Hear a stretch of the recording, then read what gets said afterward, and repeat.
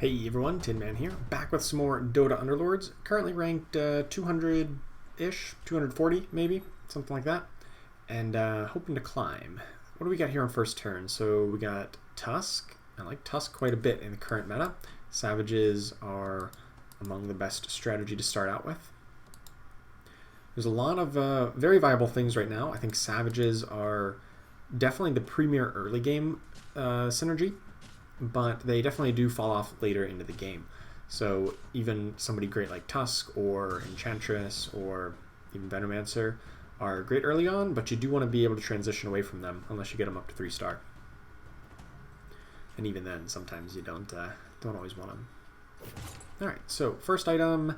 None of these items are great. I think Blightstone's probably the best of them. It scales the best into the late game because armor decreases will increase your damage dealt by a percentage rather than a flat damage amount like Claymore. So the Claymore is a little bit better early game, but the Blightstone will be a little bit better in the late game. And since I already have something like the Savage, I tend to value like the late game utility a little bit more than the early game utility.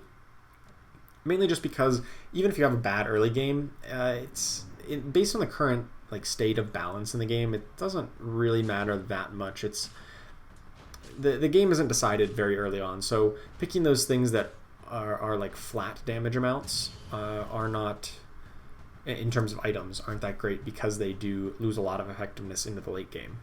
You can't really transition away from items, but you can transition away from flat damage amounts like Savage by just selling off the unit. Here we get the Summoning Stone. This is my favorite item in the game right now. It's so powerful, specifically in the Savage build, because you have so many summons within the Savages. You've got Lone Druid, Premier Savage. You've got, I was going to say Enchantress, but Lycan was the one I was thinking of. And you also have Venomancer in there. Where is that at? There we go. So all three of those make very high-powered summons, which then get buffed by the Summoning Stone. So picking this up on turn 2 is great. Alright, so we're definitely going to be looking for Venomancers. We're also looking for like Nature's Prophet, because that'll pair well with our Enchantress, because we can make more powerful treants that'll be summoned. And also, of course, we're just looking for Tiny and Enchantress to complete our pairs here.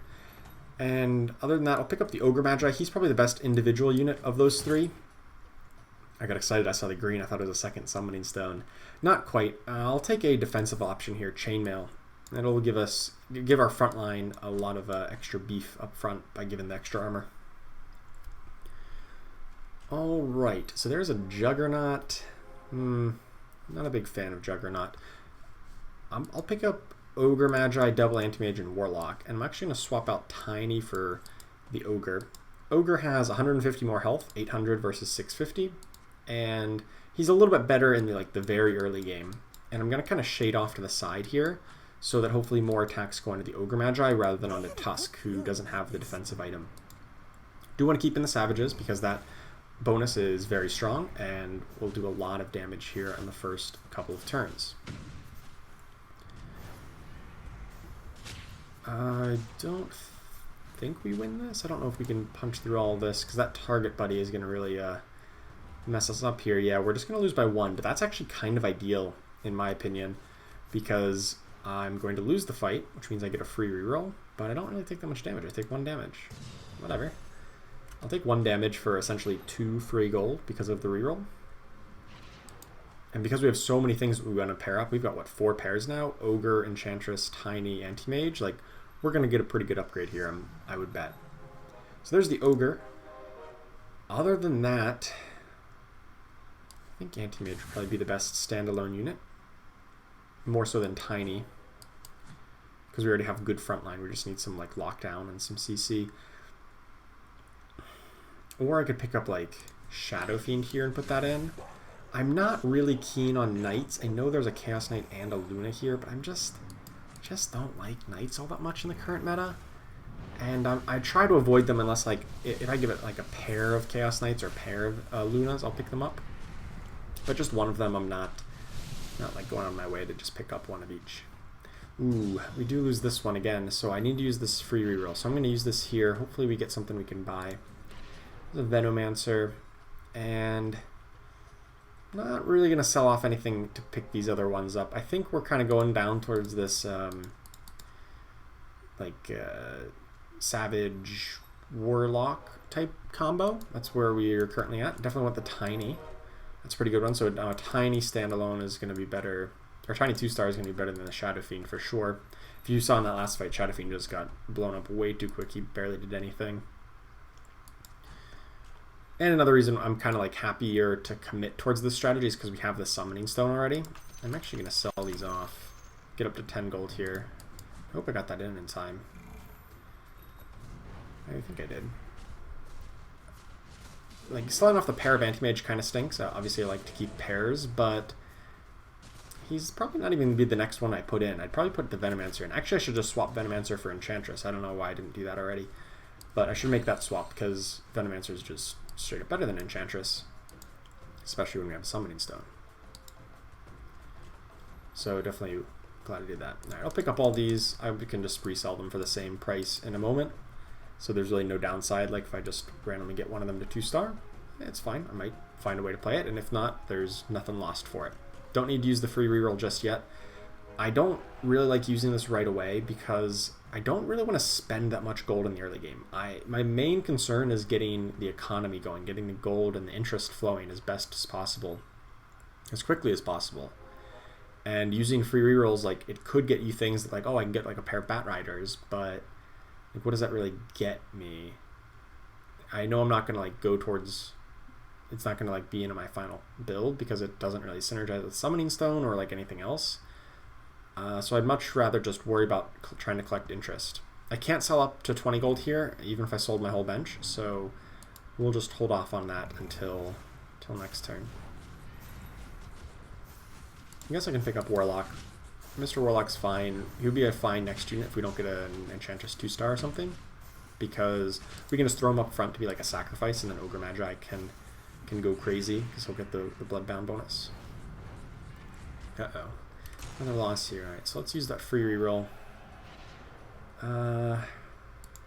Second Bloodseeker, second Tusk, I guess. Much more interested in the Tusk. Bloodseeker is actually quite good nowadays with his buff. He got buffed so that his Blood Rage now gets his maximum attack speed at 20% health. It used to be at 0%. So it'd be like a straight linear progression. And now it, I guess we'll pick it up and try to play it. Maybe not this turn, maybe next turn. We'll try to play it. But it used to be a straight linear progression from 100% down to 0%. And now it kind of, it caps out at, actually I'm just going to sell these Enchantresses. It caps out at 20% health. So he doesn't need to be like completely dead to really get the most benefit out of it. I probably should have just not bought that Bloodseeker and then just sold off this Shadow Shaman instead of the pair of Enchantresses, because Enchantress is quite good in this build. But since I did, I wanted to really make sure I got up to 20 gold this turn. 20 gold on round 8 is like one of my big like milestones that I really want to hit every game. And so we can pick up these two after combat is concluded here. Sometimes I don't get to hit 20 on round 8, but I try to do it more often than not. So we're going to throw in the Bloodseeker here. Lycan is actually just like straight up better than Tusk, or yeah, just straight up better than Tusk, because he'll get the summons in. And another Veno, another Nature's Prophet's fine. Because I have so many pairs here, I'm actually just going to use our free reroll and hope, so, you know, I was going to hope that we hit something like a Tusk or Venomancer at 1-star here for $1 that I could sell the Shadow Shaman for. But I didn't, so I'm not. So I can't, and I still get to stay at 20 gold. So it was worth the risk there. Typically, I don't like doing it if I'm not ready to spend money, but there I was willing to spend, you know, $1, 1 gold to get the Tusk or the Venomancer upgrade. At which point, a 2-star Tusk would be better than probably the Lycan. Just have an all 2-star front line up there. Okay, so off to pretty good start. Our economy is doing quite well. It's not the best because we don't have a win or loss streak built in, but we are top of the health total charts, so that counts for a little bit of something. Okay, probably going to just sell off this Nature's Prophet. He's okay with Summoning Stone, but like just okay, and only if you already have him a 2-star, and I'm not really I don't really want to lose interest over that. I'm not picking up more Bloodseekers because I know I'm not going to go towards 3-star. If I was going for an Assassin's build, which is actually pretty decent nowadays, I probably would be, trying to get 3-star Bloodseeker. But as it stands, we'll pass on that. I will solve the Shadow Shaman here for an Enchantress, though. Shadow Shaman doesn't really do anything for anybody. He's probably the worst unit in the game by far. Yeah, actually. Just occasionally useful if you get him to 2-star, and even then only for the first 10 to 15 rounds tops. Or if you really want to get the 4 troll bonus, which is pretty rare. There's a second summoning stone? Oh boy. Okay, I love summoning stone, and I have a feeling this is going to be a good game for it. Alright, and we get our 8 gold. There's double Treant Protector. So I'm definitely interested in getting Treant, because we can play Enchantress or we can play Nature's Prophet. We can actually do Treant and Nature's Prophet. So I'm going to sell off the Witch Doctor, who's a fine unit, but he doesn't really seem to be our next unit to go in anytime soon, so I'd rather get up to 40 gold. Just 40 gold on round 11. We won't get to 50 gold next round, because we're going to spend a bunch of gold here after interest locks in. So once combat starts, that's when we buy these units. And yeah, looking pretty decent. I don't know if we win this. That's a 3-star Enchantress. That's doing quite a bit of work. I don't think so. I do not think so. Although our wolves are doing quite a lot as well. No, she's just gonna 2-shot these things, yeah. No. I guess it's 3 shots, but still. 3-star Enchantress. Pretty good. And take 5. Ouch. That hurts quite a bit. But no matter. We've got really good bench. Got a lot of pairs, a lot of good options to put in next, so I'm not overly concerned. I'm not going to use this free reroll right now. I could, but I'm not really in a position to spend too much gold. Actually, I could get a Venomancer. Or a Tusk. Alright, you know what? I will spend it. I didn't get it. If I was at exactly 40, I wouldn't have used it. But I was at 41, and I had some 1-cost units that I would like to buy. So if they popped up, great. If not, whatever. Okay, so next turn we're going to level up, because we'll be at 4 of 8, so we'll just spend 5 gold to level up to level 6. And how do we want to adjust at that point? We can put in Tusk and Enchantress and get up to 4 Savages, but since we don't have them to 2-star, that's kind of... I don't really like that idea, because we'd be downgrading some of our 2-star units to 1-star, and even if we get a new alliance, that's doesn't necessarily make up for it. So let's put the 5 gold in right now so that we get the chance of getting a tier 4 unit. Essentially, our next shop is going to be on that next level there, so we get the 5% chance for tier 4 units. And I think what we might do is just hope we get an upgrade. Hope we get an upgrade so that I can feel a little bit better about replacing one of these guys with some of the druids or tusks. Did not. Alchemist is probably the best standalone unit though that I could put in. So we'll put him in. It gives us the Warlock bonus too, which is a nice... It's pretty small this early on. The Warlock bonus not incredibly huge, but his armor shred and his damage over time from his acid spray is pretty good this early on. Definitely the best standalone unit of anyone that was on my bench. Once we get things up to 2-star, we may sub the Alchemist out. Ooh, this guy has got a lot of knights, which is problematic because they're really good at long, drawn-out fights. And you know who's not good at long, drawn-out fights? Bloodseeker, because he just dies quickly. But luckily, the rest of our build is quite good because the Savage Bleed, if you take a look at our damage, a lot of our damage was in this Savage Bleed, which is this lighter blue color. Actually, that's Tiny's, but from Lycan Savage Bleed, Venomancers, about half of their damage was from that pure damage Savage Bleed. So we were able to still take that down, even though Bloodseeker he died pretty quickly. Okay, we'll be up to about 50 gold here, and sweet. So we get a Venomancer, so we can still stay at above 50. And then after interest locks in, we'll buy the Lichen. So long term, we're definitely looking to replace these Ogre Magi's, Tiny, and probably Bloodseeker with Druids, Nature's Prophet, maybe Tusk if we put in the Enchantress, although Tusk is definitely, he's kind of in the same boat. I mean, he's still a 1-cost unit, which means he's kind of weaker compared to 2 and 3-cost units, just, you know, by balancing. So swapping out one for another, I mean, yeah, we get the better alliance, but it's not really like a huge power increase where it would be like swapping out for 2 and 3-cost units like Treants and Nature's Prophet. Ooh, gonna lose this one here. They pretty much have that that Druid buff that we're looking for. They have it all at 2-star. Yikes. Ooh, 10. Ouch. Alright. That's alright. That's alright. We get the free reroll. It's a creep round coming up next, so I'm not overly concerned. More Venomancers. I like going for 3-star Venomancers, especially when we have these double summoning stones. Hold off on the free reroll because if I just wait till next turn, I get to blacklist all 5 units that are in the shop. Basically, if I would reroll right now, these 4 units would not show up in my next shop. But if I wait till next turn and I get 5 units I don't like, I can blacklist all 5 of them. And so I have a even better odds of getting an upgrade if I wait until it naturally refreshes to use the reroll. If I didn't buy anything, well then I'd be pretty much indifferent between doing it now and waiting.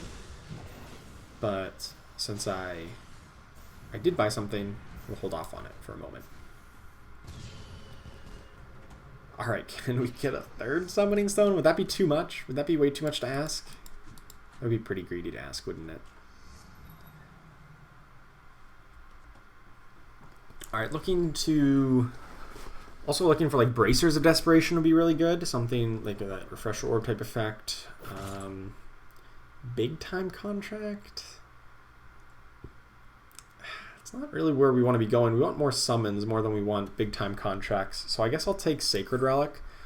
I like Sacred Relic quite a bit, especially when we have a Bloodseeker right now. There's the Treant. Eventually we'll have to replace the Bloodseeker, but that's fine. We'll cross that bridge when we come to it. Okay, so I'm going to replace the Alchemist and the Lichen here with the Treant and the Enchantress. Basically a 2-star Treant is just like really, really big. Really, really strong at this point in the game. We're about to level up and we can put the Lichen back in or the Alchemist back in. But right now on this turn, Treant Protector just does so much healing.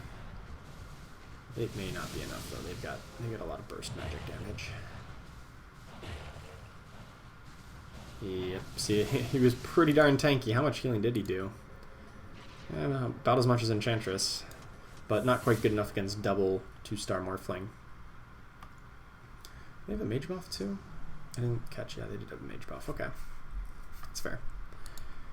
Okay, so we pump our gold in, so we get 15 of 16, and then we're just going to naturally level up here, and I think Alchemist might be the best one put in.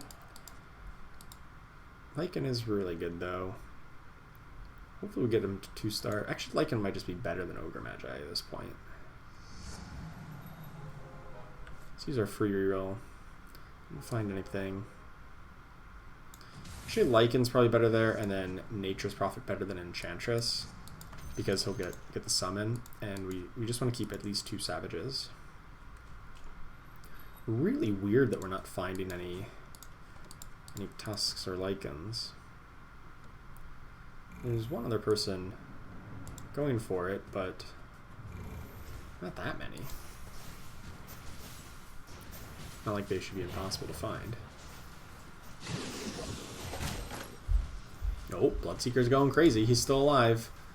Bloodseeker's still alive this late into the fight. You know things are going well. Oh, easily top DPS. If Bloodseeker gets that first kill, then he's just in great shape. That's the big power of Sacred Relic, is that it helps him get that initial kill, which makes him like exponentially better. The longer he can stick around, the more attacks he can do, the faster his attacks go. Just all around better. Not really looking to reroll anytime soon. I do have some things that are pairs that I'm kind of looking to upgrade, but on the whole, I'd rather get up to level 8 at a good, healthy gold total, especially since my life total is pretty comfortable. So there's Doom. I like Doom, and I like just 4 costs in general. Sand King, I can take him or leave him. I guess if we're going to go for a bit more summons, maybe it makes some sense. Probably don't need more tree ends. I think if anything, we might try to get like a 3-star Nature's Prophet. As crazy as that would be. I typically don't like Nature's Prophet, but if we get like a 3-star Nature's Prophet with a 2-star Lone Druid, that's a really good combo with all of our summoning stones. So, might be reasonable. When he's pumping out treants that are over 1,000 health. No, 2-star they're at 900 health, but at 3-star they'd be over 1,000 health. So every time he casts, he just adds over 1,000 health to our board. It's pretty powerful. There's like some argument for Pudge, but because typically I like to get like Pudge and Necrophos for like the Heartless bonus, but given the way the things are going here, that may not be the case this game. All right, I think it's time to get rid of Enchantresses here and pick up the Sand King. I think if anything, we would throw in Lone Druid and maybe just play like 3 Savages. 3 and then Sand King as a 4th. And I'm just going to be pumping gold into levels here. Still keep it 50 gold for maximum interest. And we just want to get up to level 8 with as much gold as possible, and then start using some rerolls there. Ooh, definitely pick up Arc Wardens too. If you see any Arc Wardens, we should grab all of them because they are so good.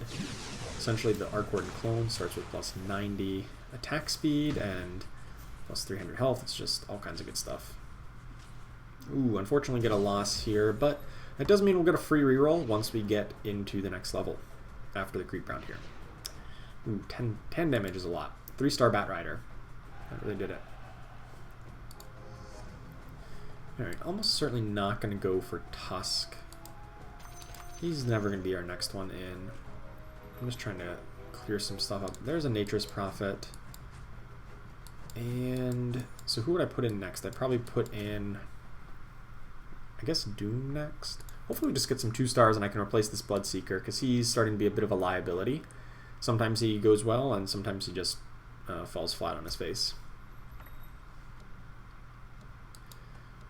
Once you get past round 20, or actually like past round 17-ish, when most people get up to level 7, he starts to become quite a bit weaker at 1-star, or at 2-star rather, and you're looking to move away from him.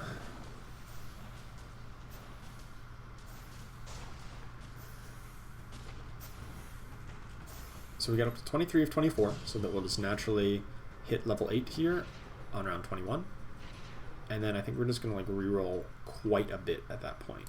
I'll throw in Doom right now because he's the most likely thing to want to just go in. There's a Bracers. It's really good because these other 2 items are terrible for me. Healing Ward is probably the worst item in the game, and Dawning of Her Stool directly contradicts my Warlock bonus. So let's not do that. Alright, nothing here. Oh, that was a lot. Hello. That was a really good pack. Alright, we'll sit here at 50 gold. Still want Doom. Actually, I probably want to make this swap. Or no, I don't. Never mind, that doesn't give me 4. I thought it gave me 4 Savages for a second. It does not. I'm looking for Lone Druid. That's what I'm looking for. Lone Druid over like this Treant Protector. And then that would be pretty good. Alright, how big are these treants? 1,100 health. Pretty good. Fortunately, got killed pretty quick by that Beastmaster, but the rest of our team is not having it and is smashing them anyway. Bloodseeker, I was about to cut him. He's still pulling weight.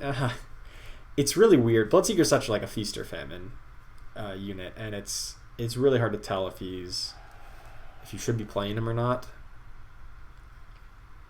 I'm inclined to replace him as soon as I get 2-star of something else. but at the moment, he's working out. There's a Tide Hunter. It's a pretty good unit. I'm really interested in picking up like any kind of 4-cost units. Maybe not Dragon Knight, but most other ones. Anything that's like a warrior, a warlock, a savage.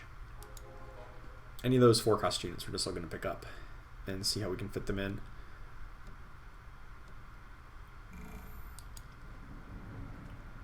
Definitely want Lone Druid. It's our next big goal. Oh, Treant, you got this, buddy. Just cast. There you go. Oh, big heal. Because Treant's been buffed fairly recently where whenever the target of his Leech Seed dies, it'll transfer to a new target who's like directly adjacent to the old one. Which is really, really strong. Previously, if you just cast it, it kills the target and that's it. The healing's over, no more damage. Now it transfers to different targets and continues to deal damage and heal, as well as slow their attack speed. Unfortunately, it just came up a little bit short there, but that's okay. We're still in pretty good shape. There's a second Tide Hunter. Ooh, and another Lycan. Okay, another Lycan is almost certainly going to be better than Bloodseeker. You see how Bloodseeker did like nothing in that last fight? It was garbage. At least Lycan will be consistently strong. Alright, let's get rid of Bloodseeker. He's almost certainly never going to come back in. There's a 2-star Sand King. That's going to just like be straight up better than this Tiny. It's kind of like Tiny with his AoE CC effect, but also deals more damage and is much more resilient. And it's just, this is also a Savage, so we can stack the Savage Bleed. Just tiny but better. That's what Sand King is here. Alright. Yeah, see, look how consistent Lycan, just always dealing good damage no matter what. I guess I'll pick up Slarder if we do end up trying to grab the scaled buff, which there's only one mage player. I mean, Tide Hunter's just a good unit, right? Let's just say Tide Hunter's a good unit, but Slarder's a bad unit. So I don't necessarily want to play Slarder unless I really feel like I need that scaled bonus against some mages. Which, if there's only one mage opponent, not so much. But if there's more than one, I'm a bit more interested. Alright, I'm going to kind of rearrange this a little bit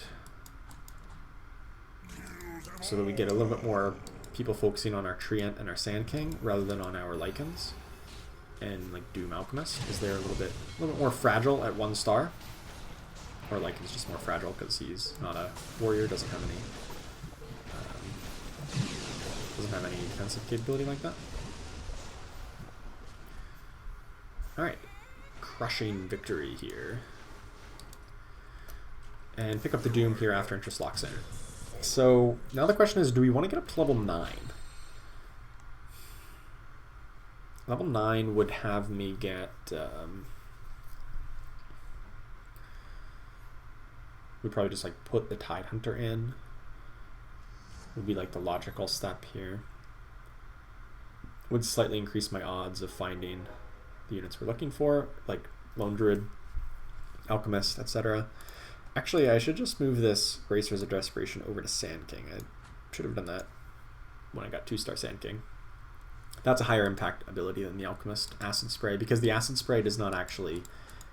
For some reason, the armor reduction does not stack, but the damage per second does stack. It deals more damage, but does not further reduce their armor, which I think it should, but Alchemist is already really strong, so it's okay if he doesn't get that one.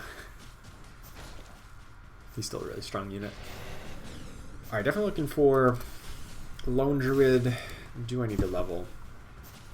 Currently in first place. I don't think I need to level right now. I still have a couple upgrades to find here at level 8. And I don't necessarily need to get to 9-4. Like Doom, Alchemist.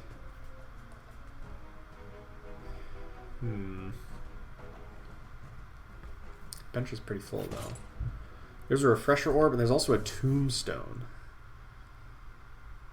I think I gotta take the Refresher Orb. Tombstone has been nerfed so hard. It doesn't actually do within 2 cells anymore. It's now just within 1 cell, and it's a huge nerf. And I don't really like Tombstone anymore. Even though I have double Summoning Stone, potentially I'm going to get a bear at some point. A Lone Druid. Yes, there we go. Actually just going to sell this guy off for the Lone Druid, and we're going to give the Lone Druid this. Chainmail over to Alchemist. Actually, Chainmail over to Lycan. Don't really want any more Sand Kings. I think we're good on that. And that also puts us up to 4 Savage, which it's a little bit late to get 4 Savages. It's 4 Savage definitely falls off in usefulness later in the game, and we're kind of later in the game. But, you know, it's still a damage increase, especially when we're going to have multiple of these Spirit Bears running around.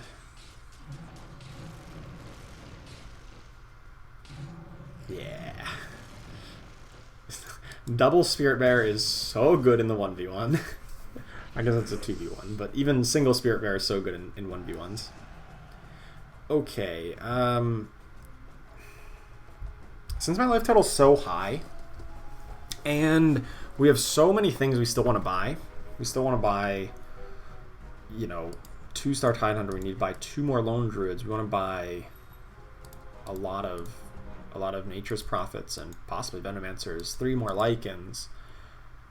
I think I'm just gonna, like, I think I might just level up on round 29 here and just kind of like pump my excess gold in rather than kind of aggressively leveling up.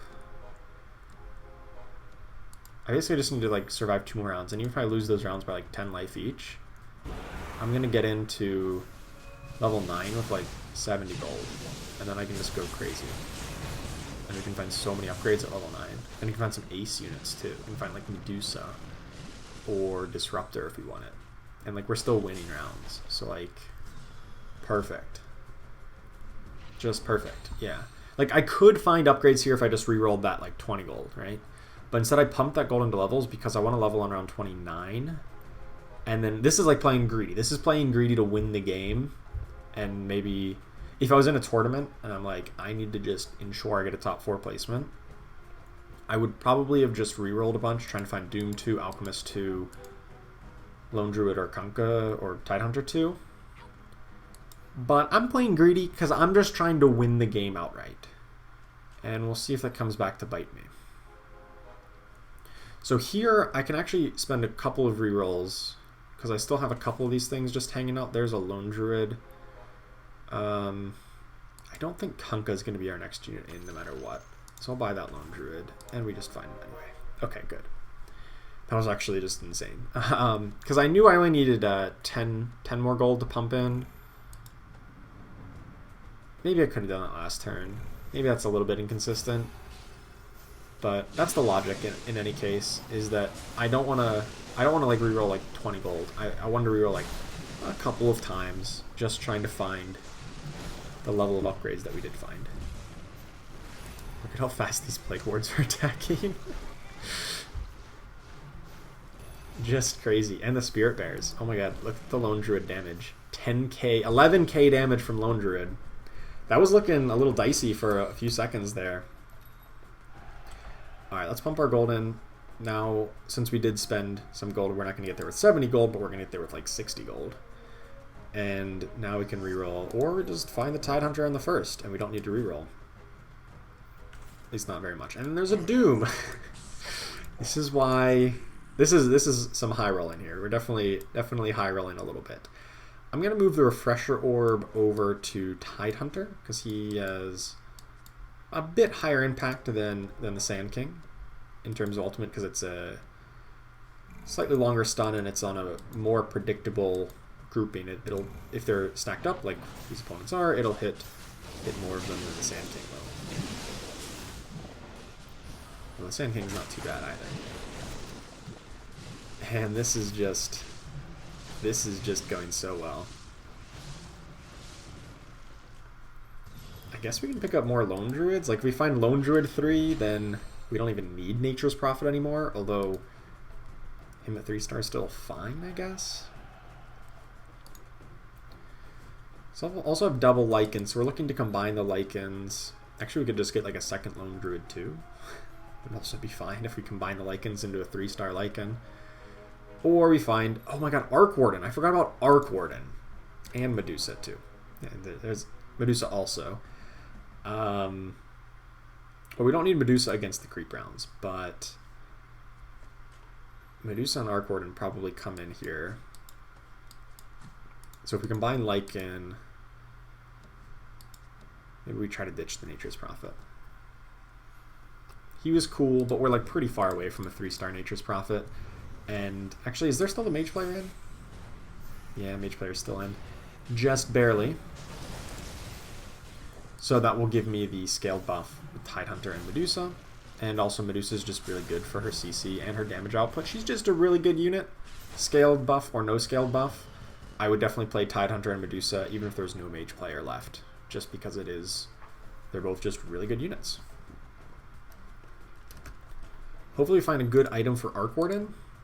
Or another Refresher type effect. Moonshard versus Dagon. I think I like Moonshard on Arc Warden. Just love even faster attack speeds. Alright. So, more Lone Druids. Probably not going to go for Doom. I guess we are going to go for Lone Druid 3. And Lycan 3. Alright, we're not going to go for Nature's Prophet.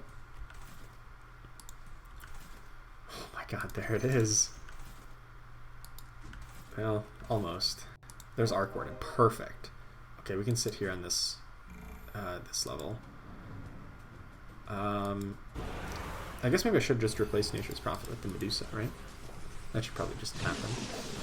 Oh no, we got Human Silence. We didn't get any bears. That's unfortunate. But, on the bright side, Arc Wardens are still alive. So who needs Lone Druids when you just got Arc Wardens? Oh, I guess we did need Lone Druids. Oh. Well, okay then. 6 Knights, I feel like everybody was still at full health on their team after we lost there.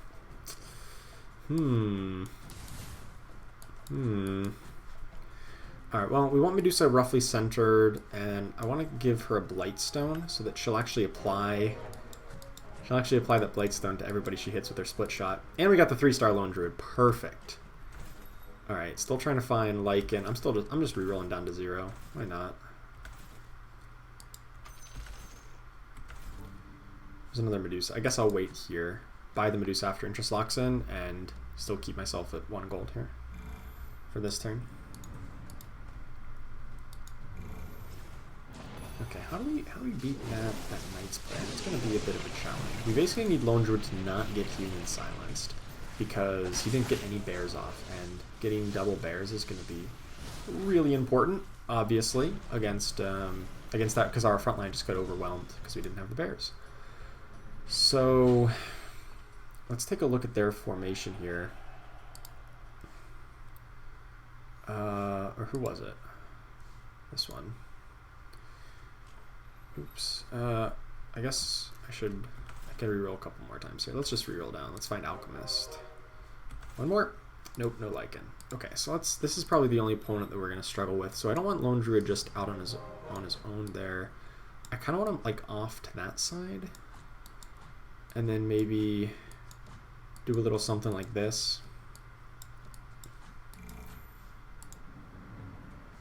I didn't know that I was gonna play against them, but it's really nice that I did. I was trying to I wouldn't put Lycan there if I knew for sure I was gonna play against them, but I was kind of hedging against the other possible opponents by putting Lycan in that position, or putting Tidehunter in a more central location. See, now we got double bears, and we crush them. Well, I think so. I think we crush them. Yeah. The bears are just so big. 2,300 health. Just tons of damage. Yeah. So that's how you scout out opponent's position. You scout out the opponent who you think will be hardest for you to beat, and you make adjustments based on it. Alright, so they're out of here. So who's left? The brawny player who are crushing consistently, and this opponent who we haven't really faced too much of. So their main scary thing here is Slark. So I want to make sure that my Arc Warden does not get caught by it. So I am going to put like Venomancer way in the back, and I'm going to move Lone Druid here to be in front of the Slarter so it gets the cast right away, and I'm actually going to move like Lycan into the back. Did I get it? So hopefully it hops to either Lycan or Venomancer and not Oh, it still got on the hardboard. Okay, that was not good. Oh, how's the rest of this going? No, this is not going well. I guess we just need to bunch up. Alright, so it's just 1v1. So that's the only one we need to care about. Okay, yeah, let's just bunch up. Why not?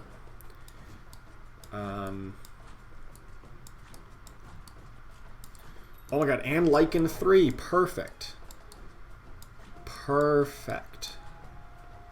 Okay, so here's the game plan. We're just gonna bunch up. The only way that we lose this fight is against Slark 3 just going crazy on us. So let's prevent that from happening as best we can. Can I get a Medusa here? Yes. Oh, I could. Oh, it's the dragon. It's the dragon. I didn't realize that. Okay, that's what you get with tunnel visioning. That's okay. That's okay. We'll still beat the dragon. It's no biggie. No biggie. It's the dragon. Maybe I kind of want Medusa a little bit more centralized somewhere. I don't need any of these. I guess Maelstrom or BKB. I guess BKB is probably a touch better. Put it on Sand King so he can definitely get to cast even if he's like is like human silenced or something. Okay, let's take a look at positioning here once more. So there's the Tide Hunter. We want to kind of bait Tide Hunter to stay in the position that he's in. And I want, I guess I want Alchemist up front, or like this. I don't know, I kind of want to keep their front line in place. I don't want Tide Hunter to get closer and ravage my Medusa, my back line. Okay, can we get on Slark right away, please? Yes. All right, we got Slark dead. But at what cost? Is everything else on our board dead? No. Lycan is still alive. Is he going to be good enough? I think he'll be good enough. Lone Druid still has a bear to make. Oh, Lycan's about to die to this Troll Warlord.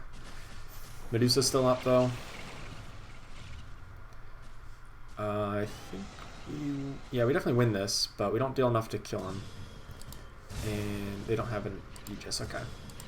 So that's a formula for beating them, but it was a little bit closer than I'd like it to be.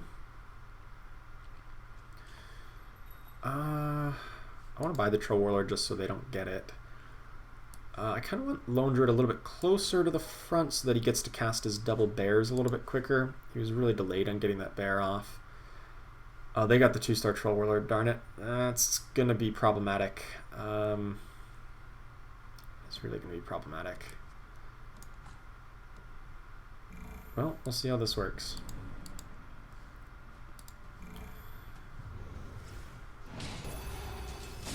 There's the Slark. Okay, got hit by the Sand King, then Tide Huntered, and our Medusa stun was good. Is it good enough? I don't know. This is a big Troll Warlord. This is a really big Troll Warlord. I don't think it's enough. Nope. Troll Warlord did way too much. 13k.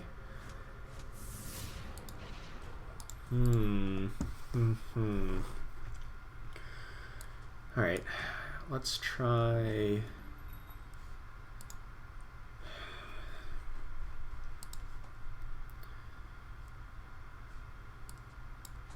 What if I just...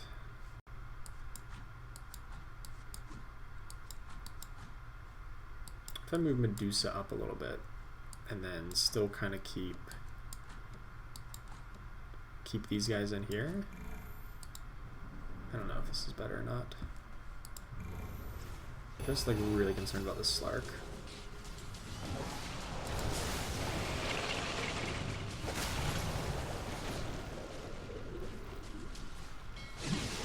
Okay, we got Slark. First things first, but only got one bear off. But we got onto the Troll Warlord. Oh, nope, no we didn't. Ugh. I think that's it. Nah, dang it. 2-star Troll Warlord. Them getting that 2-star was really the whole fight. If they didn't find that to 2-star, I think we easily win this game. but they found it to 2-star. There's probably some configuration that I could have done that would have been good enough to win that, but I couldn't quite figure out what it was. Because I needed to worry about the Slark and the Troll Warlord and the CCs. So like bunching up in the corner is really good against the Slark, but then it also makes me really hard to ever get to their Troll Warlord, who 2-star Troll Warlord with Mask of Madness is just crazy good. And they had Mask of Madness on their Slark too. So all around, you know, that's a hard lineup to beat. That is a very, very hard lineup to beat. So I think we did really well. That's what getting double summoning stone. As soon as you get like even just one summoning stone, I like immediately try for a build like this. If you get 2 of them, just forget about you're probably locked for top 3. Easy. All right, thank you so much for watching. I really do appreciate it. And make sure you like and subscribe, and I will catch you next time.